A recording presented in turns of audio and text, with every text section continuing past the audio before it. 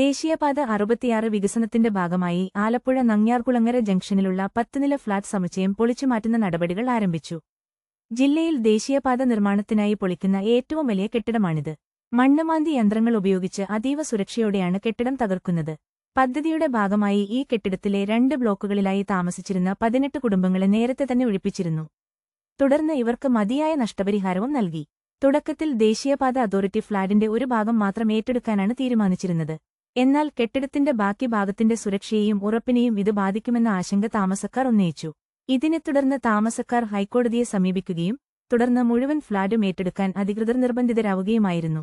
നിലവിൽ താമസക്കാർക്ക് ഫ്ളാറ്റിന്റെ മൂല്യം ഉൾപ്പെടെ ഏകദേശം 15 കോടിയോളം രൂപ വിതരണം ചെയ്തിട്ടുണ്ട്.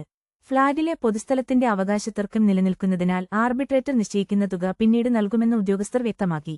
നങ്ങ്യാർകുളങ്ങരയിൽ 35 മീറ്റർ നീളമുള്ള സ്പാനുകളോട് കൂടിയ ഉയരപ്പാതയുടെ നിർമ്മാണം അതിവേഗം പുരോഗമിക്കുകയാണ്. 1 മാസത്തിനുള്ളിൽ ഫ്ളാറ്റ് പൂർണ്ണമായും പൊളിച്ചുനീക്കി സ്ഥലം നിർമ്മാണത്തിനായി സജ്ജമാക്കാനാണ് ലക്ഷ്യമിടുന്നത്. വാർത്തകൾ വേഗത്തിൽ അറിയാൻ ഞങ്ങളുടെ ചാനൽ സബ്സ്ക്രൈബ് ചെയ്യുക.